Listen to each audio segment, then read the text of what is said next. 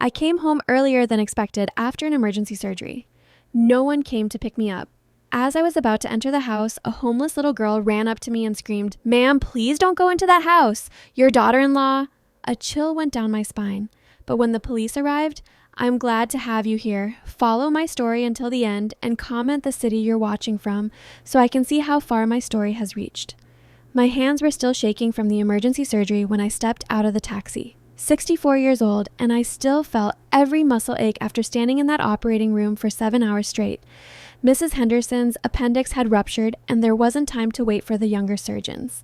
Lives don't pause for convenience. The cab pulled away, leaving me standing alone on my own street at 9:30 in the evening. I'd expected my son Marcus or my daughter-in-law to pick me up, but when I called, Ara said they were both too tired. "You understand, don't you? Bessie Marcus worked late again, and I had such a headache today." Of course I understood. I always understood. My house looked different in the darkness. The porch light was off, which was strange. I always left it on and knew that. The living room windows glowed softly, and I could make out shadows moving inside. At least someone was home. I fumbled for my keys in my purse, my fingers still stiff from the surgical gloves. That's when I heard the small voice. Lady, wait." I turned to see a little girl running toward me from the abandoned lot next to my house. She couldn't have been more than 8 or 9, wearing clothes that had seen better days and shoes that were too big for her feet. Her dark hair was tangled and her face was streaked with dirt. "Please," she gasped, grabbing my coat sleeve with tiny hands. "Don't go in there. Not yet." I blinked, certain the exhaustion was making me see things. "Sweetie, what are you doing out here so late? Where are your parents?" "The lady inside," she whispered, glancing fearfully at my house. "The pretty lady with the yellow hair. She's doing bad things to your stuff." I saw her through the window. A chill ran down my spine. Ada had blonde hair. "What kind of bad things?" "She was putting your things in boxes, the sparkly things from your bedroom, and she was laughing with a man on the phone," she said. The child's voice dropped even lower. She said, "You wouldn't need them anymore." My heart started pounding. "What's your name?" "Honey Riley." She tugged my coat again. "My grandma used to live in that house before. The blue one with the broken fence." She told me about the pretty lady before she had to go to the place for old people. Before I could ask more questions, Riley suddenly stiffened. "Someone's coming," she whispered, then darted back toward the empty lot, disappearing into the shadows. I stood there for a moment trying to process what had just happened. A homeless child warning me about my own daughter-in-law. It sounded absurd, but something cold and heavy had settled in my stomach. I walked up my front steps, each one creaking under my feet. The sound seemed too loud in the quiet night. When I reached for the door handle, I noticed scratches around the keyhole that hadn't been there before. "Bessie, is that you?" Ara's voice came from inside, sweet and concerned. "We were so worried when you didn't call." I opened the door and stepped into my own home. Ara appeared in the hallway, her blonde hair perfectly styled despite the late hour. She wore one of her expensive dresses, the kind that cost more than most people's monthly salary. Marcus wasn't anywhere to be seen. "How did the surgery go?" she asked, moving closer. Her smile was perfect, but something in her eyes made me uncomfortable. "You look exhausted, poor thing. Where's Marcus?" "He fell asleep early." "You know how hard he has been working." She placed a hand on my arm, guiding me toward the living room. "Come sit down. I'll make you some tea." As we walked through my house, I noticed things seemed different. Subtle changes that I couldn't quite place. The family photos on the hallway table were rearranged. The small crystal vase my mother had given me was missing from the side table. "Ara, where's the crystal vase? The one that was right here." She paused, tilting her head with a confused expression. "What vase?" "Bessie, I don't remember seeing a vase there. It was my mother's. It's been there for years." "Oh, sweetie." Her voice took on that patronizing tone I'd grown to hate. "You've had such a long day. Maybe you're thinking of a different spot. You know how these things can get mixed up when we're tired." That cold feeling in my stomach grew stronger. I knew exactly where that vase had been. I'd dusted it every week for the past 15 years.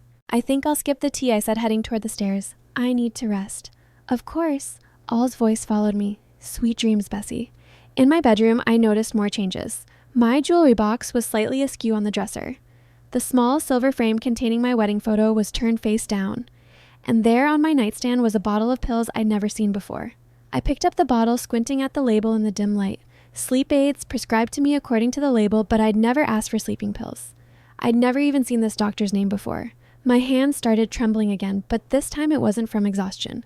I thought about Riley's words about strange behavior, about all the little things that had seemed off lately, but that I dismissed.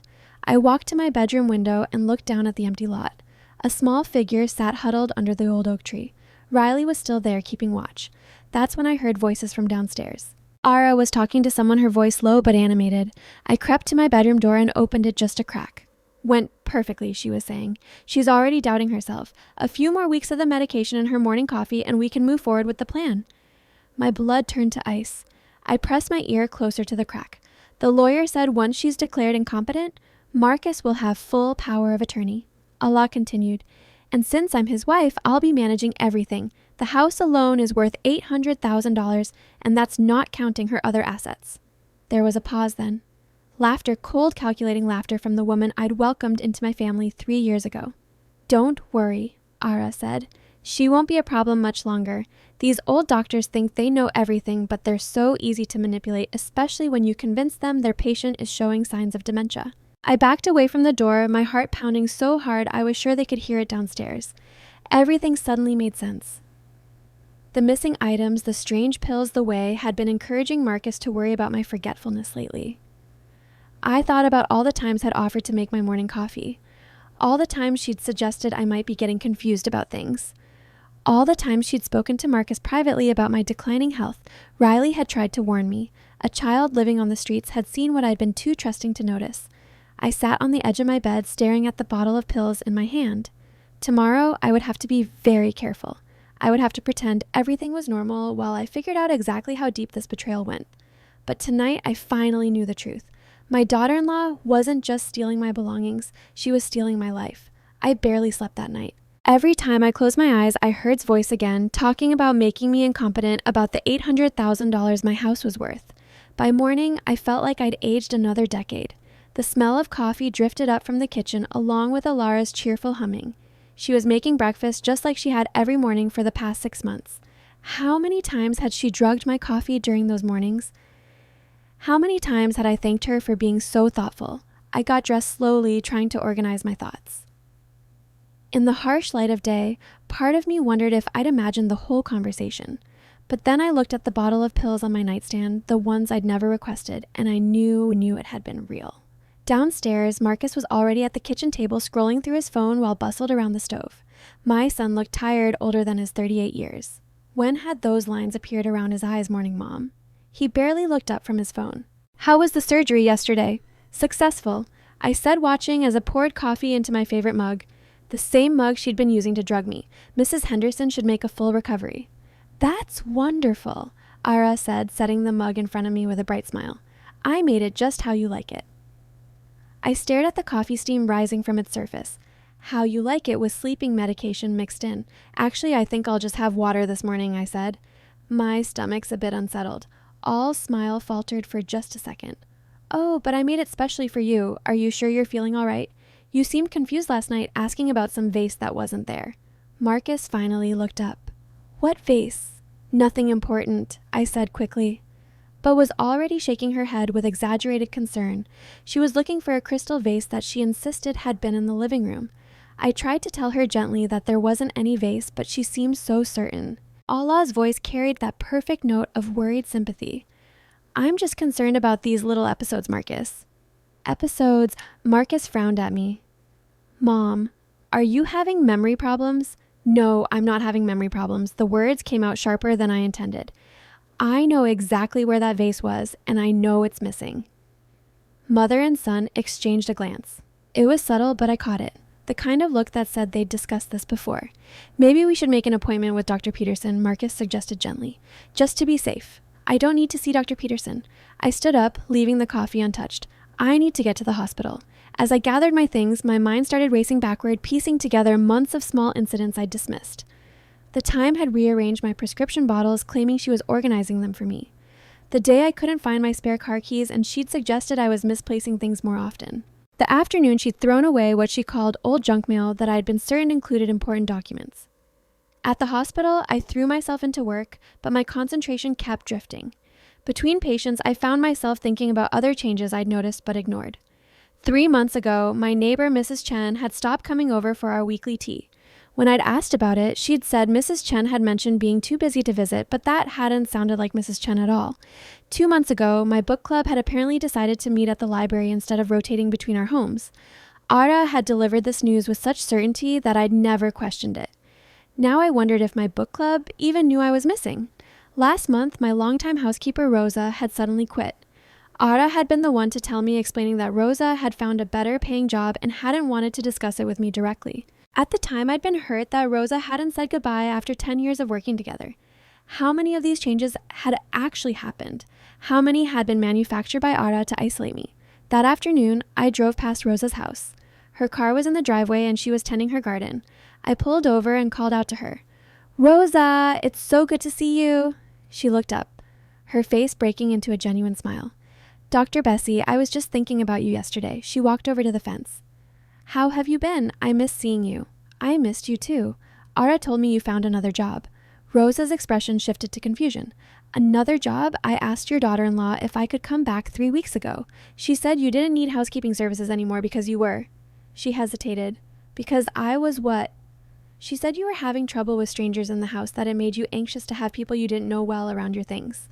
I felt like I'd been punched in the stomach. "Rosa, I never said that. I've been wondering why you stopped coming." "She told me you were embarrassed to tell me yourself."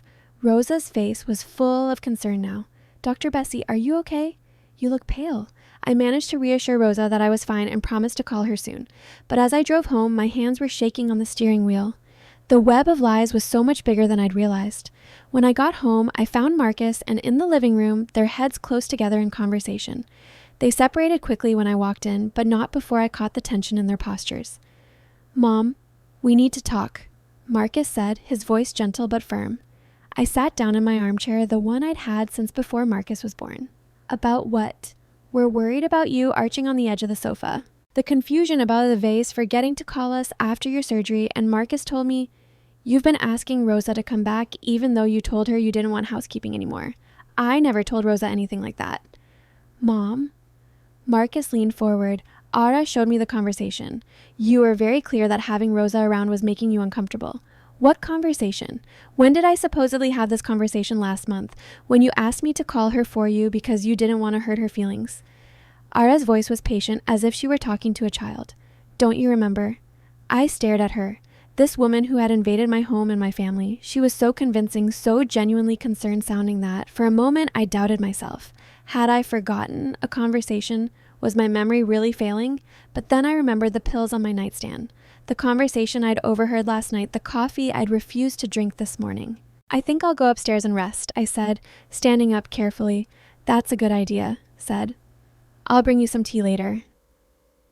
As I climbed the stairs, I heard Marcus's voice, low and worried. "Do you really think we should call Dr. Peterson? I think we have to reply for her own safety." In my bedroom, I sat on the edge of my bed and opened my jewelry box with trembling fingers. My grandmother's pearl necklace was gone. The diamond earrings Marcus's father had given me for our 20th anniversary were missing. In their place were cheap costume jewelry pieces I'd never seen before. I opened my dresser drawer where I kept important papers. The folder containing my will was still there, but it felt lighter. I pulled it out and flipped through the pages. My original will, leaving everything to Marcus, was there, but stapled to it was a newer document I didn't recognize. A power of attorney form already signed apparently by me, giving Marcus full control over my financial and medical decisions in case of mental incapacitation. The signature looked like mine, but I had no memory of signing it. I sank into the chair by my window, the document trembling in my hands. Below in the empty lot, I could see a small figure moving among the weeds. Riley was still there, still watching.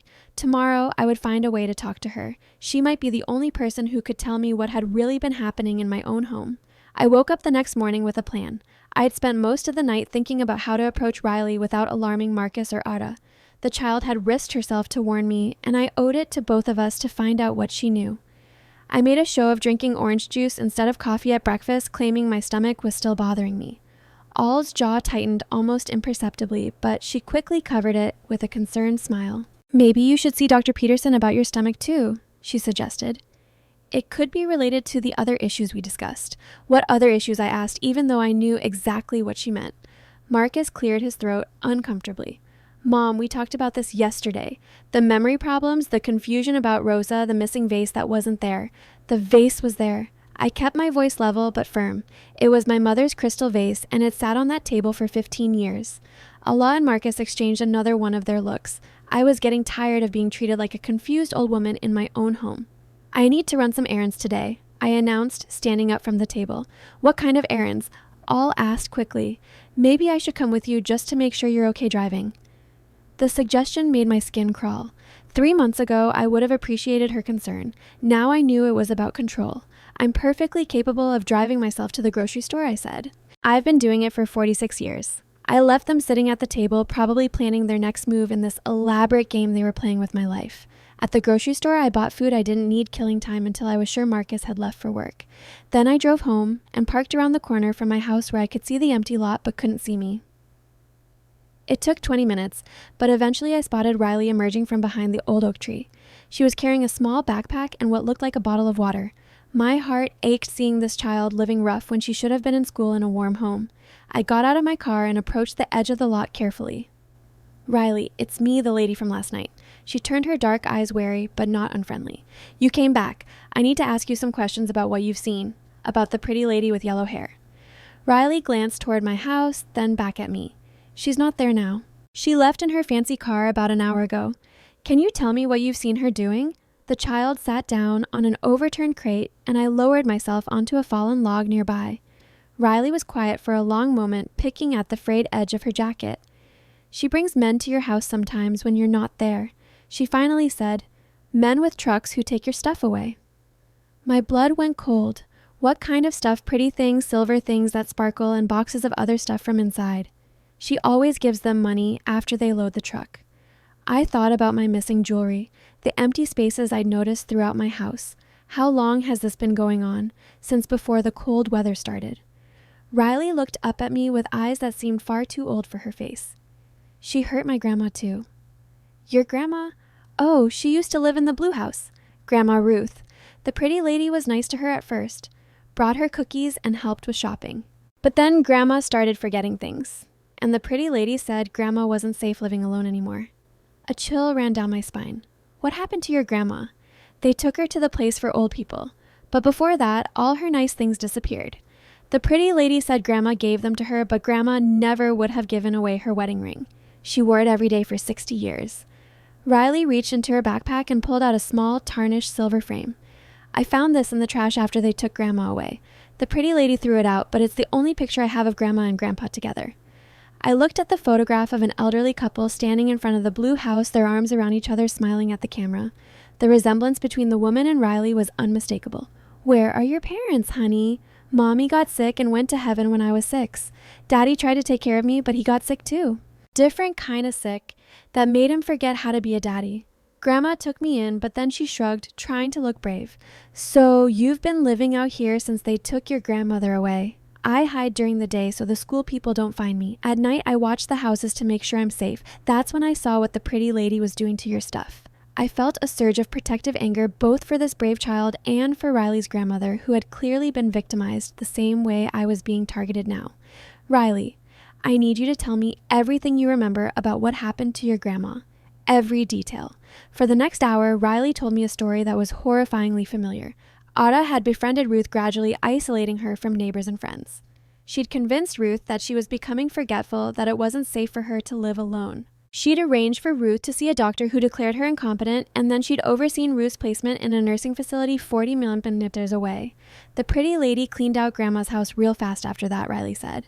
Sold everything, even told people that Grandma wanted her to have the money to handle the arrangements. Did anyone question this? Any other family members Grandma's sister tried to visit, but the pretty lady said Grandma was too confused to see visitors, that it would upset her. Aunt Mary believed her because the pretty lady seemed so nice, so helpful. I closed my eyes, seeing my own future laid out in Riley's words. This was pattern. This was what she had planned for me. Riley, would you recognize any of the men who took things from your grandmother's house or from mine? She nodded. One of them has a red truck with writing on the side, something about antiques. And there's a man with gray hair who comes sometimes at night. He doesn't take big things, just small, valuable ones. I made mental notes of everything Riley told me, but part of my mind was racing ahead to what I needed to do next. I couldn't go to the police without proof, and I couldn't trust Marcus to believe me when I'd already convinced him I was losing my mental faculties. I need to go back to the house now, I told Riley. But I want you to promise me something. If you see the pretty lady doing anything suspicious, or if you see those men with trucks again, I want you to call me. I wrote my cell phone number on a piece of paper and gave it to her along with a $20 bill. Get yourself some decent food and find a safe place to sleep tonight.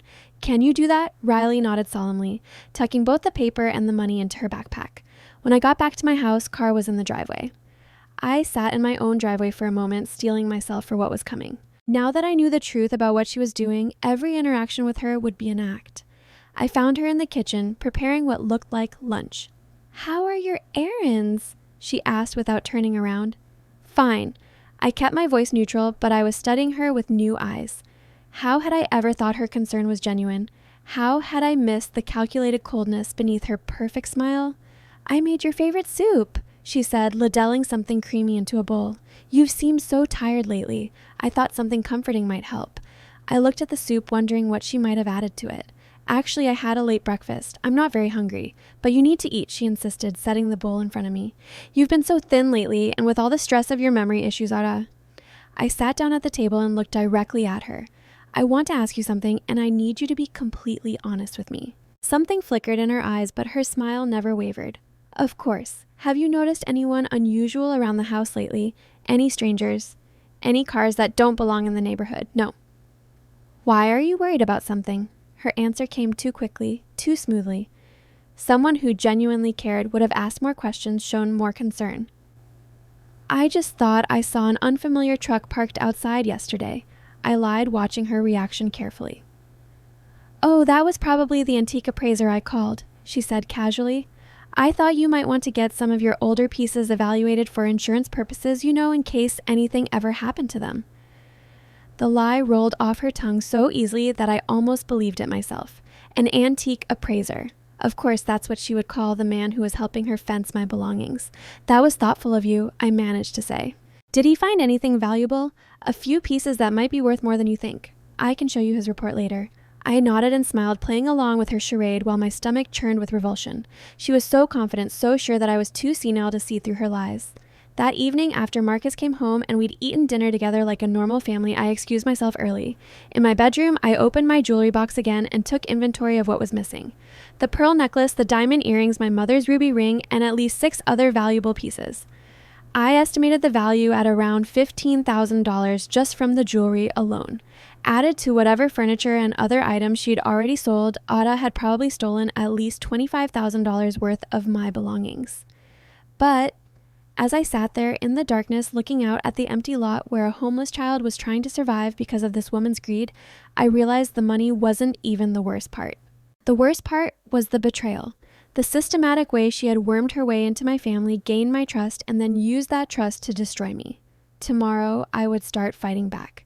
But tonight, I finally understood the full scope of what I was up against. I didn't sleep much that night. Every creak of the house, every footstep in the hallway made me wonder if Ara was moving more of my belongings while I lay there helpless. By morning, I'd made a decision that terrified and liberated me in equal measure. I was going to pretend to take the medication. At breakfast, I accepted the coffee offered with a grateful smile. "Thank you, dear. I think I was being silly about my stomach yesterday." Her face brightened with what looked like genuine relief. "I'm so glad you're feeling better. I was worried when you wouldn't eat the soup I made." I took a sip of the coffee, letting the bitter liquid touch my tongue before discreetly spitting it back into the cup when she turned away. The taste was definitely off a metallic undertone that hadn't been there in my coffee before all of this started. "Much better," I said, setting the cup down. "I think I might take a nap after Marcus leaves for work. I'm still catching up on sleep from that surgery." "That's perfect," said. And I caught something eager in her voice. "Rest is exactly what you need." After Marcus left, I went upstairs to my bedroom and waited. Within 30 minutes, I heard on the phone downstairs her voice animated and excited. I crept to the top of the stairs and listened. Yes, she took the full dose this morning. No, she's getting much more compliant. The confusion is setting in beautifully. I'd say we can move to phase 2 by next week. My hands gripped the banister as I heard footsteps moving around downstairs. The sounds were coming from my living room, and they weren't normal household noises. They were the sounds of someone moving furniture, opening drawers, going through my things. I went back to my bedroom and lay down on the bed, forcing my breathing to be slow and deep. when I heard footsteps on the stairs. I closed my eyes and let my mouth fall slightly open, mimicking the deep sleep that the medication should have induced. My bedroom door opened quietly. I felt standing there for several long moments, probably making sure I was truly unconscious. Then I heard her moving around my room. Through barely opened eyelids, I watched her go through my dresser drawers with practiced efficiency. She pulled out my jewelry box and removed several more pieces. A gold bracelet that had been my grandmother's, a pair of sapphire earrings I'd bought to celebrate my first successful surgery. But then she did something that made my blood freeze. She opened the drawer where I kept my important documents and pulled out my medical records folder. She flipped through the pages, removing several, and replaced them with different papers. After she left, I waited another 20 minutes before getting up. The documents she'd left were medical evaluations I'd never seen before, all bearing my name and signed by doctors I'd never met. According to these reports, I was showing significant signs of dementia, confusion, and paranoid behavior. One report recommended immediate evaluation for inpatient psychiatric care. The real medical records, the ones that showed I was in perfect mental health, were gone. I sat on my bed staring at these fabricated documents and realized how thoroughly she had planned this. She wasn't just stealing my belongings, she was systematically building a case for having me declared incompetent, and she'd been doing it for months. My phone buzzed. A text from an unknown number. Red truck here now, taking more stuff. Riley was watching out for me. I looked out my bedroom window and saw a red pickup truck parked in my driveway just as she'd described. 2 men were loading my antique dining room chairs, the ones that had been in my family for 3 generations. I watched them work with cold efficiency while stood in my driveway counting money. She was selling my family heirlooms like they were garage sale items. That afternoon, I drove to the public library and used their computer to research his background. What I found made me sick to my stomach. All Davies, her maiden name, had been married twice before Marcus. Her first husband, an elderly widower named Robert Chen, had died suddenly of a heart attack just 18 months after their marriage. He'd left her everything in his will, a will that had been changed just weeks before his death. Her second husband was a successful businessman named Frank Morrison. He'd been found dead in his home from what appeared to be an accidental overdose of his heart medication combined with alcohol. Again, she'd inherited everything, and again the will had been recently modified. There were newspaper obituaries for both men, and in each one was described as a devoted wife who was heartbroken by her husband's sudden death. Marcus was husband number 3. I printed everything I could find and drove home with shaking hands. When I walked into my house, I found in the kitchen humming while she prepared dinner. She looked up with that bright, false smile. "How was your nap? You were sleeping so deeply when I checked on you." "Very refreshing," I managed to say. "I feel much clearer now." That was the truth. I felt clearer than I had in months. Crystal clear about what kind of monster had married my son. That evening at dinner, I watched Marcus and interact with new eyes. She was subtle, but controlling, constantly touching his arm when she wanted his attention, deflecting any topic that might lead to questions about her past or their finances. "Marcus," I said during a lull in conversation, "I've been thinking about updating my will. It's been several years since I looked at it." Ara's fork paused halfway to her mouth, but she recovered quickly. "What a practical idea. We should help you with that, shouldn't we, honey?" "Actually," Marcus said, "Ara and I have been talking about that too. Given your recent memory issues, maybe we should make sure all your legal documents are in order." "What memory issues?" I asked calmly. "Mom," Marcus's voice was patient but concerned. "You've been forgetting things, asking about items that aren't there, getting confused about conversations you've had. Ara's been keeping track because she's worried about you. She's been keeping track." I made some notes, said modestly. "Just little things I noticed in case we needed to discuss them with a doctor. I show them to Marcus so he knows what to watch for when he's with you." So she was documenting everything, building her case piece by piece. Every interaction, every conversation was being twisted into evidence of my mental decline. "Could I see these notes?" I asked. All's smile tightened almost imperceptibly. "Of course, but I don't want to upset you. Some of the incidents might be difficult to read about. I think I can handle it." She went to her purse and pulled out a small notebook. As she handed it to me, I saw the calculation in her eyes. She wanted me to read it. She wanted me to see how hopeless my situation had become. The notebook contained 3 months of detailed entries. According to Aurora, I had forgotten entire conversations, repeated the same questions multiple times, and shown increasing paranoia about people taking my things. She documented every time I'd seemed confused, every instance where I'd supposedly mixed up facts or forgotten important information. It was a masterpiece of manipulation mixed in with obvious lies were just enough real incidents. Times when I'd been tired after a long surgery or distracted by work stress to make the overall picture believable. "This is very thorough," I said, handing the notebook back. "I just want to make sure you get the help you need," Alarara said, her voice full of fake compassion. After dinner, I excused myself early again. In my bedroom, I called the nursing home where Riley's grandmother was supposed to be living. After being transferred several times, I finally spoke to someone in administration. "I'm calling about Ruth Henderson," I said. "I believe she was admitted several months ago. Let me check our records. I'm sorry, but we have no patient by that name. Are you sure you have the right facility? I tried 3 more nursing homes in the surrounding area. None of them had any record of Ruth Henderson." The truth hit me like a physical blow. Ruth Henderson wasn't in a nursing home. Something much worse had happened to her, and Riley was alone because of it. I sat on my bed, surrounded by forged medical records, fake medication, and the growing realization that I was living with a woman who might have killed at least 3 people. My phone buzzed with another text from Riley. "Pretty lady on phone again, talking about doctors and papers, says soon. Soon." Whatever was planning, she was accelerating the timeline.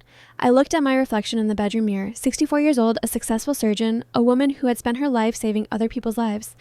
And now I was trapped in my own home by someone who saw me as nothing more than an obstacle to overcome. But as I sat there in the growing darkness, I realized something that gave me strength.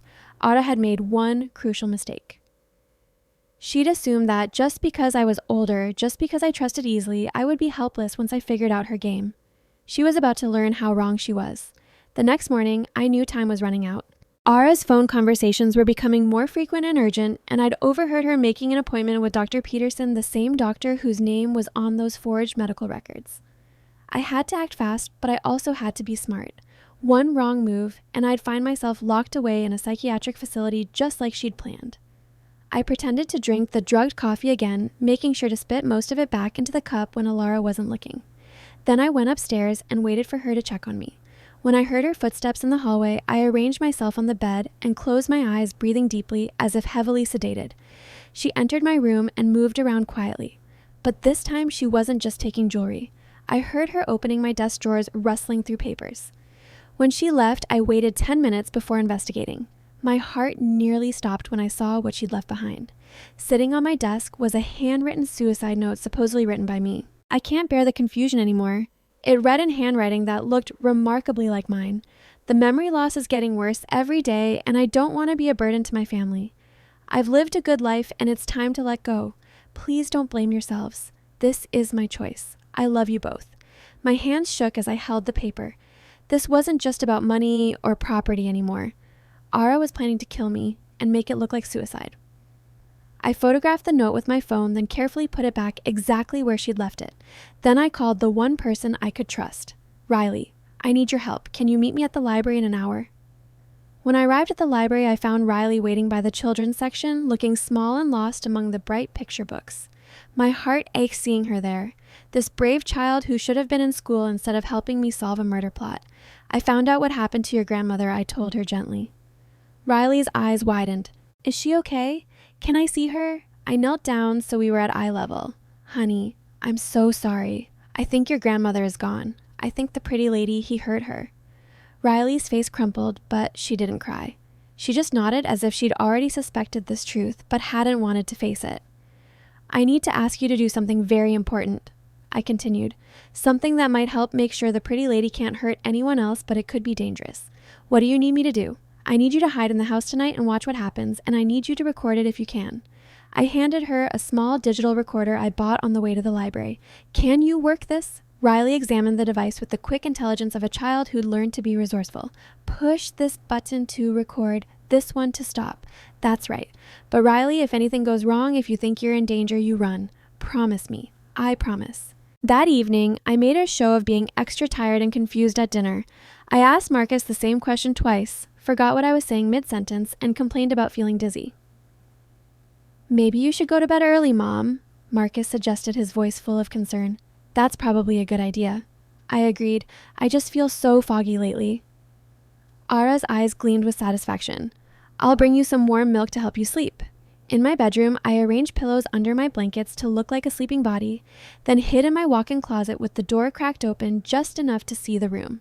I'd left a window slightly open for Riley to climb through after everyone was asleep. Around 11, Ara entered my room carrying a glass of what looked like milk. She approached the bed, then stopped when she realized the lumps under the blanket weren't moving with the rhythm of breathing. "Clever old woman," she muttered, pulling back the covers to reveal the pillows. That's when I heard the soft scraping sound of someone climbing through the window. Riley had made it inside. Ara spun around at the sound, and I saw her face clearly in the moonlight streaming through the window. Gone was any pretense of the caring daughter-in-law. Her expression was cold, calculating, and utterly without mercy. "Well, well," she said, advancing toward where Riley crouched by the window. "What do we have here?" Another little spy. Riley scrambled backward, but was faster. She grabbed the child's arm roughly. "You're the little rat who's been watching the house, aren't you? Just like you watched when I dealt with your pathetic grandmother. Let me go." Riley struggled against Alara's grip. "You know too much, little girl. Just like your grandmother knew too much when she started asking questions about where her jewelry went." I pressed the record button on my phone, capturing every word. She fought me at the end. Ara continued, her voice conversational as if she were discussing the weather. Stronger than I expected for such an old woman. But the pills I'd been giving her for months made her weak, confused. No one questioned it when I said she'd wandered off and fallen into the creek. Riley's eyes were wide with terror, but she was still fighting.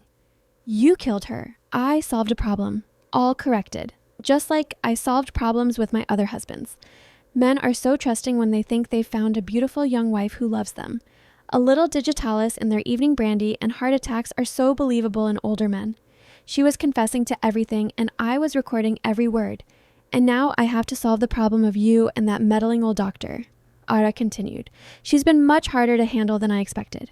Stronger will than most old women, but everyone will understand when they find her suicide note and her body. The poor confused woman couldn't handle losing her mind. But first, I need to deal with you." Ara reached into her pocket and pulled out a syringe filled with clear liquid. "This will be quick, little girl." Much more merciful than what I had planned for the doctor. That's when I stepped out of the closet. "Let her go, Ara." She spun around the syringe still in her hand. For a moment, her mask slipped completely, and I saw the pure evil underneath. "You're supposed to be unconscious," she hissed. "I stopped drinking your coffee 3 days ago. I know about the fake medical records, the forged power of attorney, the suicide note you planted. I know about your other husbands, and I know what you did to Ruth Henderson." Ara's grip on Riley loosened slightly, and the smart child immediately pulled away and ran to stand behind me. "You have no proof of anything," Ara said, but her voice had lost its confidence. "Actually, I do." I held up my phone. "I've been recording this entire conversation. Your confession to 3 murders, your admission of drugging me, and your threat to kill a child for the first time since I'd known her. All looked genuinely afraid." "Marcus will never believe you," she said desperately. "He thinks you're losing your mind. I've spent months building that story." "Maybe, but the police will believe the recording, and they'll believe the evidence I've gathered about your previous husbands." "Did you really think no one would eventually connect the dots between 3 sudden deaths and convenient inheritance?" Ara's hand tightened on the syringe. "Do you think you've won? I'll tell them you attacked me, that you've become violent and delusional. Who do you think they'll believe? A confused old woman or a grieving young widow? They'll believe the truth," a new voice said from the doorway. We all turned to see Marcus standing there, his face white with shock. He'd heard enough to understand what his wife really was. "Marcus," Ara said, her voice immediately shifting back to its sweet, manipulative tone. "Thank God you're here. Your mother has become violent. She's threatening me with some kind of recording device, and she's got this child helping her. I think she's having a complete psychotic break." But Marcus wasn't looking at her with love or concern anymore. He was looking at her with horror and disgust. "I heard what you said about your other husbands," he said quietly. "I heard you confess to murdering an old woman and planning to kill my mother. That's not what you heard," Ara insisted. But her voice was getting shriller. "She's confused. You just like she's confused herself. I would never hurt anyone. The syringe in your hand suggests otherwise," Marcus said. Ara looked down at the syringe as if she'd forgotten she was holding it. Then in one swift motion, she lunged toward me. But Riley was faster. The brave little girl stuck her foot out, sending tumbling to the floor. The syringe skittered across the hardwood, coming to rest under my dresser. Marcus immediately knelt down and pinned Ara's arms behind her back while I called 911. As we waited for the police to arrive, Ara alternated between tearful pleas for forgiveness and cold threats about what she would do to all of us when she got out of this situation. But she wouldn't be getting out of this situation. Not with the recording, not with the evidence I'd gathered about her previous crimes, and not with Marcus as a witness to her final confession. Riley sat beside me on the bed, small and shaking, but brave. "Is it over?" she whispered. I put my arm around her shoulders. This remarkable child who had risked everything to save a stranger. "Yes, sweetheart, it's over." But even as I said the words, I knew the hardest part was yet to come. Because now Marcus would have to face the truth about the woman he'd loved and trusted. And I would have to help us both heal from the betrayal that had nearly destroyed our family. 6 months later, I was in my kitchen making breakfast when I heard small footsteps running down the stairs. Riley appeared in the doorway, her dark hair neatly braided and her school uniform perfectly pressed. "Good morning, Grandma Bessie," she said, using the name she'd started calling me after the adoption papers were finalized. "Good morning, sweetheart. Ready for your spelling test today?" She nodded confidently. I studied all the words twice, and Marcus helped me with the hard ones last night.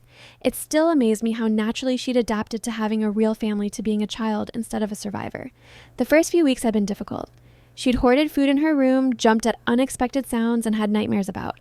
But with patience, love, and some gentle counseling, she was healing.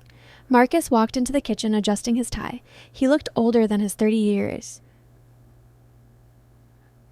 The betrayal had aged him, but there was peace in his eyes that hadn't been there when he was married to Alara. "Morning, Mom. Morning, Riley Bear." He ruffled her hair affectionately. "Don't forget, I'm picking you up after school for your dentist appointment." "I won't forget," Riley promised, then looked up at him with the serious expression she sometimes got when she was thinking about something important. "Marcus, are you sad that the bad lady is in prison?" Marcus sat down at the kitchen table and considered her question carefully. We'd learned to always be honest with Riley within reason. She'd seen too much deception in her young life. "I'm sad that I didn't see who she really was," he said finally. "I'm sad that she hurt people, including your grandmother Ruth, but I'm not sad that she can't hurt anyone anymore." Riley nodded solemnly. "I'm glad she can't hurt anyone either, and I'm glad I have you and Grandma Bessie now." After they left for the day, Marcus to his job at the engineering firm, Riley to her new school where she was thriving despite starting late in the year. I sat in my living room with my morning coffee and thought about how much had changed. The house felt different now, lighter somehow despite the terrible things that had happened here. We'd redecorated Riley's room together, painting it lavender and filling it with books and art supplies. The dining room had new chairs to replace the antique ones had sold. And gradually, I was replacing the other items she'd stolen, but the real changes weren't in the furniture or decor. The real changes were in us. Marcus and I had grown closer than we'd been since he was a child. The crisis had stripped away years of polite distance and forced us to really see each other. He'd apologized countless times for not believing me, for letting manipulate him, for almost losing me to her schemes. "She was so convincing," he'd said one evening as we sat on the porch watching Riley play in the backyard. "Every concern she raised about your health seemed so reasonable, so caring. I thought I was being a good son by listening to her. You were being a loving husband," I'd replied. "That's not your fault. She was a professional manipulator, Marcus. She'd had years of practice. The trial had been difficult, but cathartic. Ara had maintained her innocence at first, claiming she was the victim of a conspiracy between a senile old woman and a disturbed child. But the evidence was overwhelming. The recording of her confession, the forged documents, the pattern of behavior with her previous husbands. When they'd exhumed the bodies of her first 2 husbands and found traces of digitalis in their remains, her lawyer had finally convinced her to accept a plea deal. She'd received life in prison without the possibility of parole for 3 murders and multiple counts of fraud and attempted murder. I'd attended every day of the trial not out of revenge, but because I needed to see justice done. Riley had been too young to testify, but her witness statement had been crucial in establishing the timeline of events. The most satisfying moment had been when they'd found Ruth Henderson's body in the creek behind her old house, exactly where Alar had said she'd hidden it. Riley had finally been able to lay her grandmother to rest properly, and we'd held a beautiful memorial service in the cemetery where Ruth now rested next to her husband of 60 years. A soft knock at my front door interrupted my thoughts. I opened it to find Mrs. Chen, my neighbor, holding a covered casserole dish. "I made too much lasagna last night," she said with a smile that told me she'd made it specifically for us. "Would you and your family like some, Mrs.?" Chen had been one of the first people to reach out after the truth about Era came to light. She confessed that Era had told her I was becoming paranoid and didn't want visitors anymore. Like so many others, she'd been manipulated into staying away from me. "We'd love some," I said, accepting the dish gratefully. "Would you like to come in for coffee? I'd like that very much." As we sat in my kitchen, Mrs. Chen asked about Riley's adjustment to school and how Marcus was handling everything. These conversations were part of my healing process, reconnecting with the friendships and community ties that had systematically severed. You know, Mrs. Chen said, as she prepared to leave, what that woman did was terrible. But in a way, she brought you and Marcus closer together, and you gained a granddaughter who needed you as much as you needed her. She was right. Riley had filled a space in my heart I hadn't even realized was empty. At 64, I'd thought my child-raising days were long behind me. But Riley had brought laughter and energy back into my house along with purpose I hadn't felt in years. That evening, as I helped Riley with her homework at the kitchen table, she looked up at me with those serious dark eyes. "Grandma Bessie, do you think my real grandma would be happy that I live with you now?" I set down the math worksheet I was checking and took her small hand in mine. "I think your Grandma Ruth would be very happy that you're safe and loved, and I think she's proud of how brave you were." "I was scared," Riley admitted.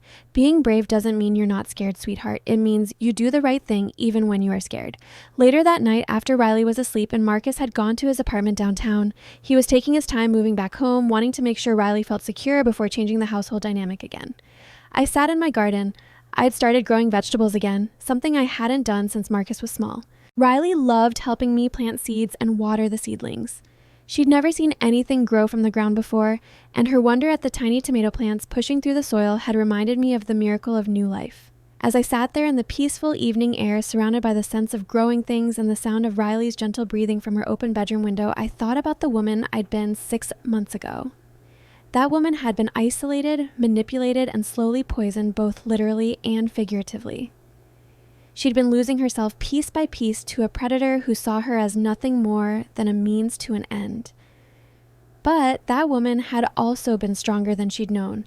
When it mattered most, she had found the courage to fight back to protect not just herself, but an innocent child who'd needed her help.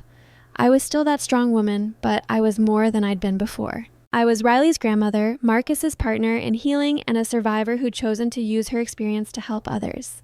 I'd started volunteering at a local organization that helped elderly people avoid financial scams and elder abuse, sharing my story carefully.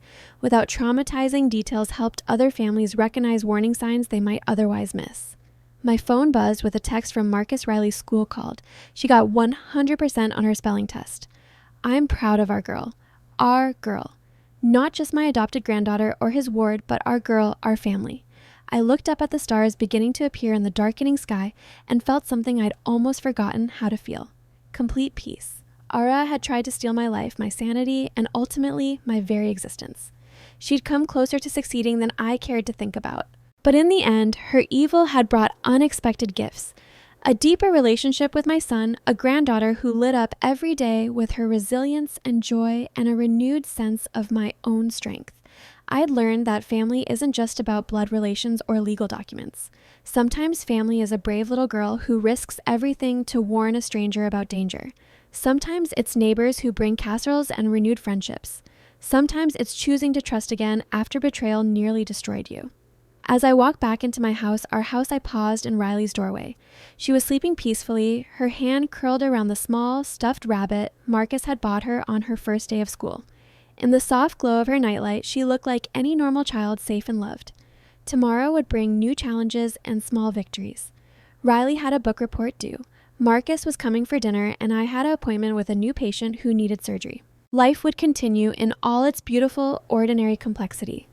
But tonight, as I turned off the lights and headed to my own bedroom, I felt the deep satisfaction of a woman who had faced the worst kind of betrayal and emerged not just intact but transformed. I'd been tested in ways I'd never imagined, and I discovered reserves of strength and love I'd never known I possessed. Most importantly, I'd learned that sometimes the end of one story is just the beginning of something even better. Now I'm curious about you who listen to my story. What would you do if you were in my place? Have you ever been through something similar? Comment below. And meanwhile, I'm leaving on the final screen 2 other stories that are channel favorites, and they will definitely surprise you. Thank you for watching until here.